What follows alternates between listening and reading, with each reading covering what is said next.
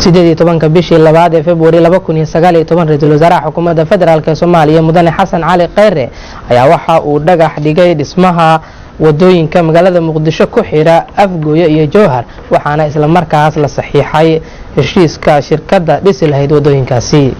22 bisha Febraayo sanadkii tagay ee 2019 ra'iisul wasaaraha xukuumadda federaalka Soomaaliya mudane Xasan Cali Kheyre ayaa waxa uu soo xiray shirweynaha qaran ee soo bandhigista xaqiiqda hanaanka dhab u heshiisiinta qaranka oo ka socday magaalada caasimadda ah ee Muqdisho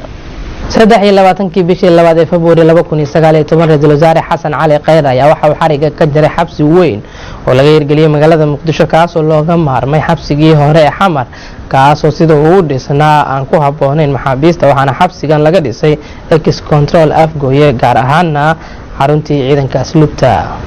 22 bisha Febraayo sanadkii tagay 2019 dawladda Soomaaliya ayaa AMISOM waxay kala wareegtay kuliyadda jaalasiyaad oo xarun ciidan u ahayd in ka badan 10 sano AMISOM waxaana ka qayb galay ra'iisul wasaare ku xigeenka dalka 4 ilaa 6 bishii saddexaad ee Maaj 2019 waxa magaalada caasimadda ee Muqdisho ka qabsoomay